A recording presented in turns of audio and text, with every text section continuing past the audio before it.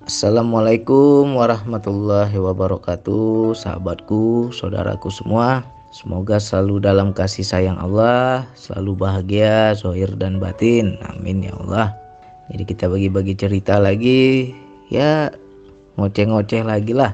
Mudah-mudahan bisa diambil pelajaran untuk kita semua. Jadi ini ada sebuah pertanyaan dari sahabat kita Nilta Manzila. Nilta Manzila. Assalamualaikum Bang, saya mau tanya, saya pernah bertemu sama orang. Dia bilang kalau mau belajar tentang ilmu thariqat, hakikat, makrifat, di sela-sela dia berbicara dia menceritakan bahwa sholat itu tidak harus dengan gerakan seperti pada umumnya, tapi cukup kita berdiam diri mengingat Allah, itu juga termasuk sholat, katanya beliau begitu. Bagaimana menurut Abang? Apakah itu benar atau salah? Mohon penjelasannya. Terima kasih. Jadi ini yang harus kita hati-hati ya. Kita jangan ketika menjumpai seorang, ya bisa dikatakan ahli marifat, ahli hakikat, ahli thariqat ya, terus dia berkata sholat itu tidak wajib. Ya di sini kalimatnya yang dia bilang apa? Bahwa sholat itu tidak harus. Makna tidak harus berarti kan tidak diwajibkan lagi, tidak wajib bagi mereka. Seolah-olah mereka sudah bisa sholat yang tanpa gerakan 5 waktu itu. Jadi di sini kita harus pahami, banyak orang yang kalau kita bilang ya belajar itu hanya setengah-setengah mendengar, setengah-setengah menyimak, tapi kita tidak ada kritis, kita tidak ada bertanya. Ini yang berbahaya. Makanya teman-teman kalau belajar kepada siapapun tuh harus ada guru. Jangan belajar sendiri, kita hanya mendengar sebelah pihak, terus tidak ada konsultasi, tidak ada tanya jawab. Nanti teman-teman setengah-setengah pemahamannya, kan berbahaya.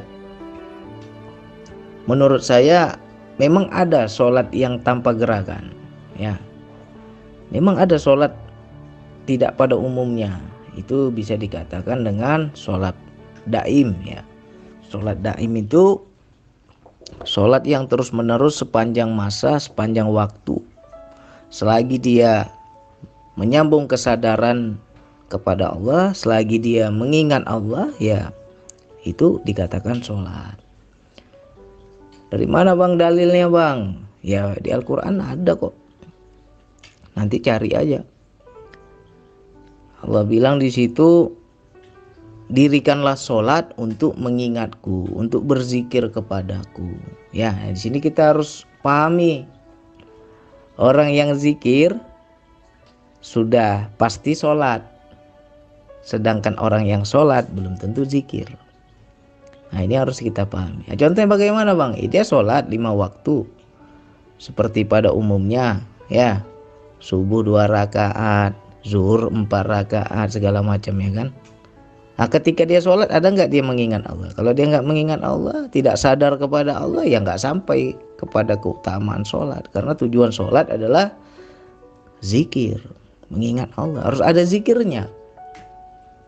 Kalau dia hanya sekedar sholat saja, nunggang-nungging aja, ya belum bisa dibilang zikir.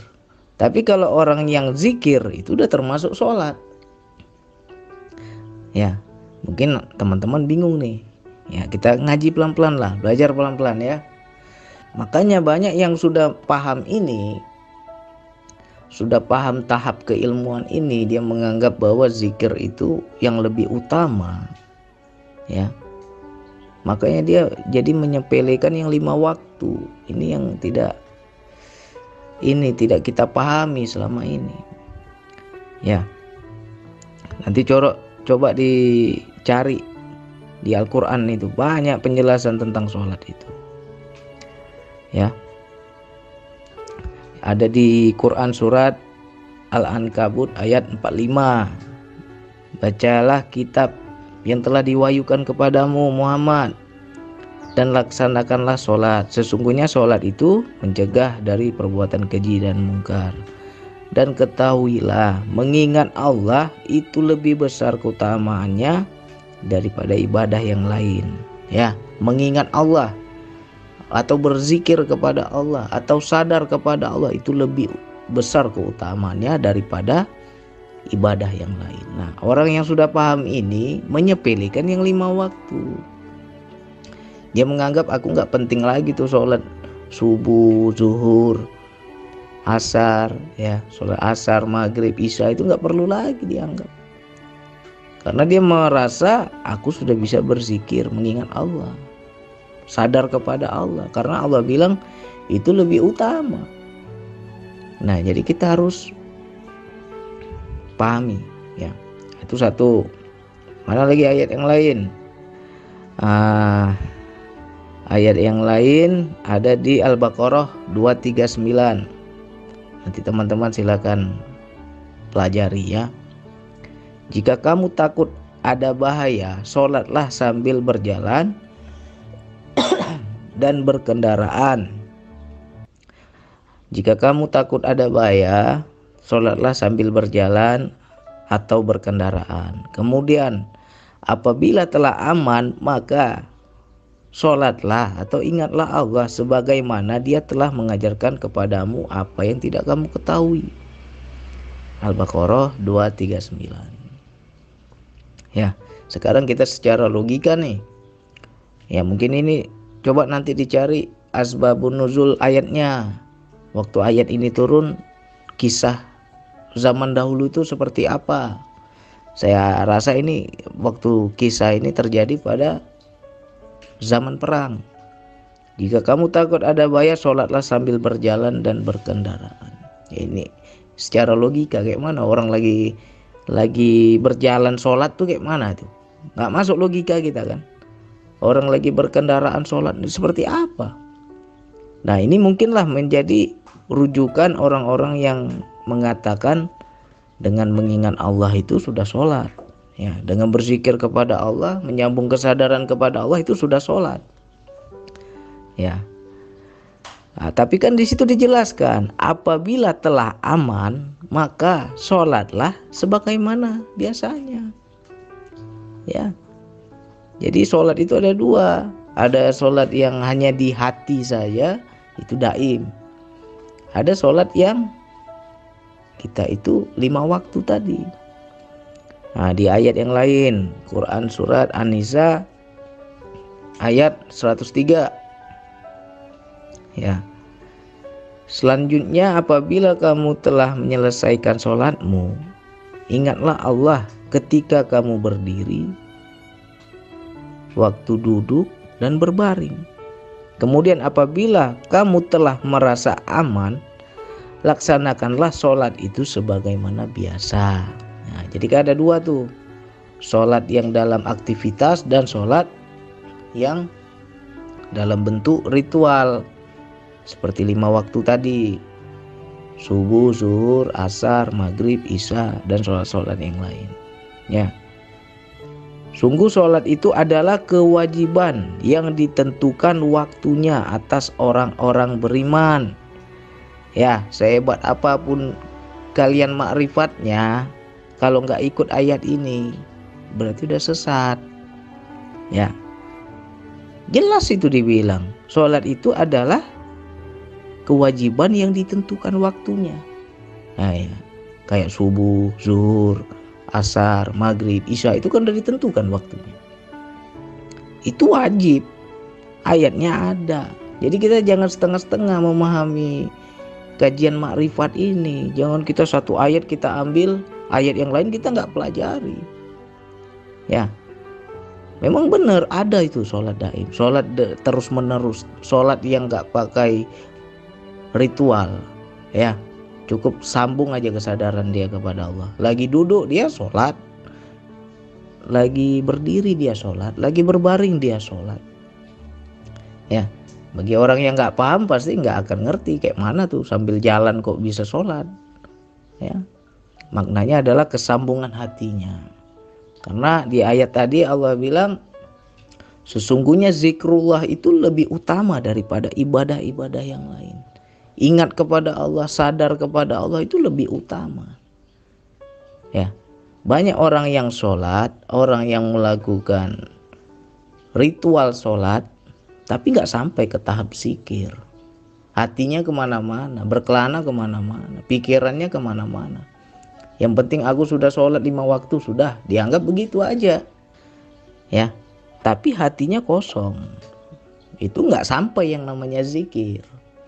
Tapi kalau orang yang hatinya selalu terpaut kepada Allah dalam segala gerak hidupnya, dia lagi berdiri, hatinya nyambung kepada Allah, kesadarannya nyambung kepada Allah. Dia lagi bekerja, selalu tuh terpaut kepada Allah. Dia lagi kerja, lagi ngapain aja, lagi tidur, duduk, berdiri, berbaring, nyambung terus, nggak putus. Itu orang yang sudah sholat sebenarnya, ya. Jadi dari pertanyaan tadi itu ada benarnya, ada salahnya. Jadi makanya saya jelaskan nih sisi benarnya. Katanya bang, tidak harus dengan sholat seperti pada umumnya, tapi cukup mengingat Allah itu sudah termasuk sholat katanya. Ya benar, nggak salah. Itu namanya sholat daim, ya. Sholat dengan hatinya yang selalu terpaut kepada Allah. Tapi kalau dia tidak mengerjakan sholat yang 5 waktu, jelas itu sesat, jelas itu salah. Berarti dia tidak mengikuti An-Nisa tadi ayat 103 tadi. Di situ dibilang kewajiban yang sudah ditentukan waktunya. Ya. Kita harus berlandaskan Al-Qur'an. Jangan kita asal ikut-ikut aja, mentang-mentang sudah syekh, sudah kiai, sudah ahli makrifat, main ikut aja, bodoh kita. Ya. Kalau bertentangan sama Al-Qur'an jangan. Makanya lain kali ditanya alasannya kenapa. Jangan kita hanya ketika dibilang begini, bilang begitu, kita hanya menerima sebelah pihak. Lain kali ditanyain. Dia bilang nggak perlu lagi tuh sholat 5 waktu. Cukup dengan mengingat Allah itu udah sholat. Nah, tanya apa alasannya. Bisa nggak dia jelasin? Kalau dia nggak bisa jelasin itu masih tanggung-tanggung. Ya. Nah, satu lagi nih saya buka lah istilahnya. Apakah ada bang orang yang benar dia mencapai ma'rifat, hukum syariat nggak berlaku lagi bagi dirinya? Seperti sholat 5 waktu dia berkata tidak berlaku lagi. Bisa jadi ada yang seperti itu, ya. Bisa jadi dia nggak sholat lagi karena makom dia sudah beda dengan kita. Tapi kalau dia mengajarkan kepada orang awam, kamu kayak aku sholatnya nggak usah lagi 5 waktu, itu jelas mengaku makrifat, ya. Kalau dia memang betul ahli makrifat, dia mungkin kita bilang udah beda lah makomnya dengan kita yang awam ini, dan dia tidak berlaku lagi sholat itu bagi dirinya. Itu untuk dirinya aja, nggak mungkin dia mengajarkan kepada orang lain, nggak mungkin dia buka kepada orang lain. Kalau dia di hadapan orang lain dia akan sholat, dia akan menyesuaikan, dia nggak mau dibilang beda dengan orang lain, ya. Tapi kalau dia malah mengajarkan, aku kan sudah wali Allah, makomku sudah tinggi, udah beda sama kalian, aku sholatku nggak seperti kalian lagi. Kalau dia buka itu ke depan kalayak umum, jelas itu masih mengaku makrifat, belum makrifat yang sejati. Saya yakin pasti ada. Ya ibarat kata kita seperti antara yang membuat aturan dengan yang aturan. Mana yang kita ikuti? Orang awam akan mengikuti aturan apa adanya. Sama halnya seperti Al-Quran ini, aturan. Tapi kalau orang yang sudah mempunyai kedekatan yang khusus, dia akan mengikuti si pembuat aturan. Contohnya, kita lagi jalan nih, ketemu lampu merah, tapi ada pak polisi di simpang jalan itu. Mana yang kita ikuti? Kalau ikut aturan, lampu merah kita berhenti. Tapi karena ada pak polisi, lampu merah disuruh langgar, ya, jalan aja karena pak polisi mengatur di situ. Kalau kita yang waras, kita pasti ikut yang buat aturan. Kalau kita betul-betul kenal, ya, Mungkin Pak polisi dia mengatur lalu lintas, entah ada orang besar yang lewat atau dia mengatur lalu lintas, walaupun lampunya merah dia suruh kita jalan terus, ya kan? Pernah kan terjadi dalam kehidupan. Kita nggak lagi ikut aturan, tapi kita ikuti si pembuat aturan. Nah begitu juga nih orang-orang yang mungkin makomnya spesial di hadapan Allah, sehingga hukum syariat nggak berlaku lagi pada dirinya. Tetapi nggak mungkin dia membuka pada orang lain. Ya, kalau dia bilang, wah aku udah beda makomku, nggak sholat lagi aku. Kalau dia buka kepada orang lain, jelas itu sudah fatal. Mengajak sesat itu namanya. Ya, kalau untuk dirinya sendiri nggak masalah. Misalnya dia nggak sholat lagi nih karena makomnya udah beda.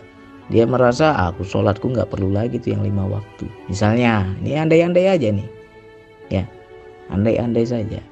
Aku sudah beda sholatku. Aku sudah langsung kepada Allah. Ada hubungan dekat dia kepada Allah. Dia lebih mengikuti si pembuat aturan, bukan mengikuti aturan. Tapi kalau dia mengajarkan lagi kepada orang lain, sholat itu nggak penting, syariat itu nggak penting, karena makomku sudah beda, aku sholatku udah lain. Kalau dia ngajarin lagi seperti itu fatal. Masih ikut-ikutan, masih setengah-setengah marifat itu. Tapi kalau yang betul-betul paham, dia akan tutupi. Kalau mungkin dia nggak sholat lagi, nggak berlaku lagi hukum syariat sama dirinya, itu untuk dirinya sendiri, nggak akan diajarkan oleh orang lain.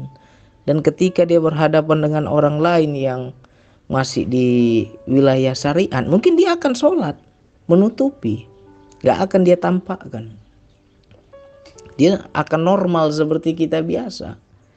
Ya, nah, ketika dia menyendiri bisa jadi dia nggak sholat lagi, karena dia sudah kenal sama yang buat aturan, bukan lagi ikut aturan. Ya, saya yakin ada yang seperti itu.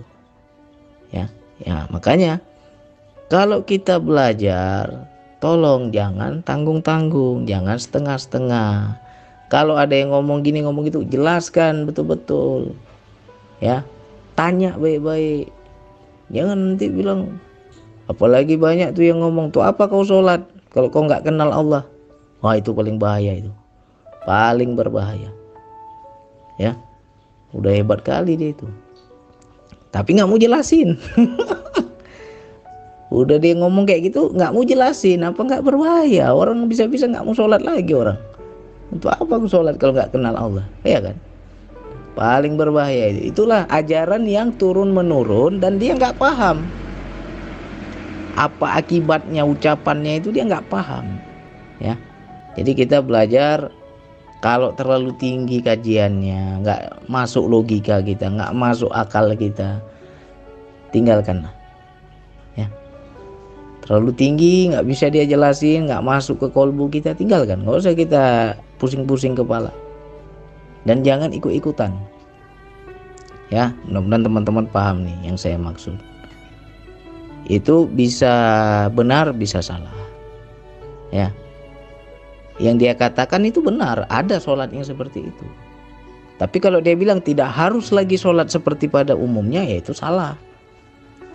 Ya, dia mengatakan seolah-olah sholat dia itu sudah paling hebat, sholat 5 waktu itu nggak penting lagi. Kalau ada orang mengajarkan seperti itu, ya itu masih setengah-setengah.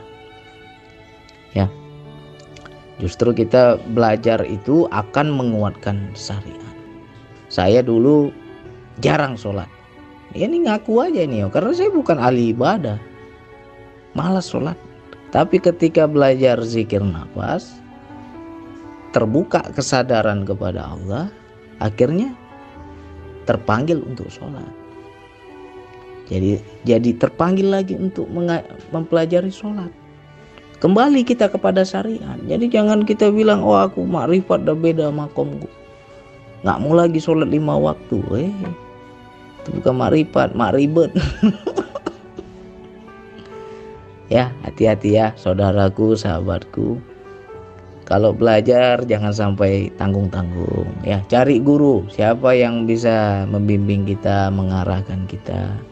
Jangan sampai kita salah tafsir. Banyak orang di kalangan luar sana itu ilmu makrifat ini hanya sebagai obrolan kedai kopi. Kalau udah kedai kopi nongkrong ngaji makrifat lah dia, tapi nggak pernah dia mau betul-betul belajar, itu nggak pernah. Hanya sebatas teori aja yang kita pahami, ya.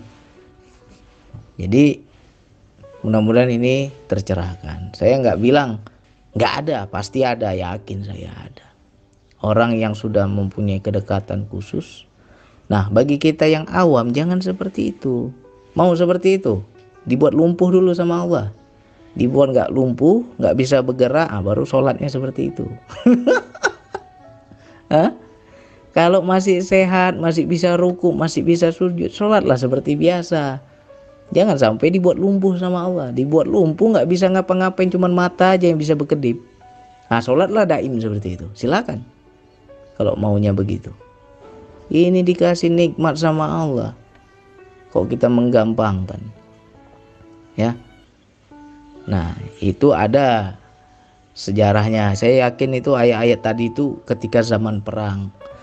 Rasulullah zaman Nabi, waktu zaman perang itu mereka dikejar musuh. Nah, itulah sholat sambil berjalan, sambil berkendaraan. Maknanya adalah ketersambungan hati mereka kepada Allah. Nah, ketika sudah aman, Allah bilang sholatlah seperti biasa.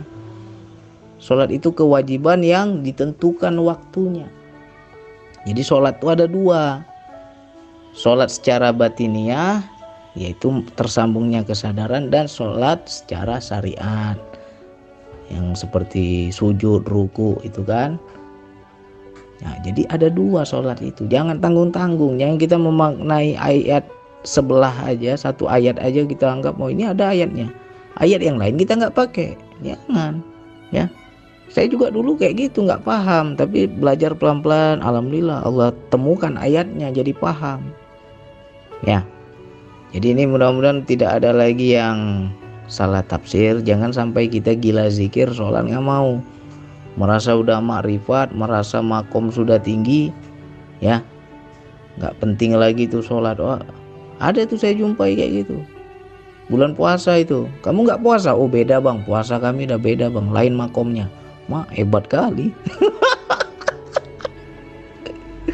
Hebat kali, tinggi kali makomnya. Itu kan sombong itu kayak gitu, ya. Kalau orang yang sudah betul-betul beda makomnya, nggak akan dia tunjukkan sama orang, nggak akan dia bilang sama orang. Cukup untuk dirinya sendiri. Tapi kalau dia bilang, oh makomku sudah beda, nggak sama puasa kita. Kalau puasa aku masih bisa makan minum katanya. Wih, ini makrifat dari mana ini? Ya, banyak yang seperti itu. Jadi teman-teman kalau belajar, cari guru yang benar-benar. Kalau ada guru yang seperti itu bilang, oh makomku sudah beda, sholat itu nggak perlu lagi, tinggalin, nggak usah belajar, biarlah nggak usah makrifat pun nggak apa-apa. Ngapain makin makrifat makin sesat kita dibuat, ya. Mau syekh, mau ustadz, mau kiai, mau gelar apapun, kalau tak berlandaskan Al-Quran jangan ikut, ya. Jangan tertipu kita. Belajar itu harus pakai akal, ya. Masuk nggak logika kita ini, masuk nggak akal sehat kita? Kalau nggak masuk, tinggalin, ya. Jadi ini mudah-mudahan teman-teman nanti jadi paham. Kalau ada yang membuka makomku sudah lain, nggak berlaku lagi hukum syariat pada diriku, dan dia mengatakan itu kepada orang lain, dan dia mengajarkan lagi kepada orang lain, itu jelas belum makrifat, ya. Mengaku makrifat iya.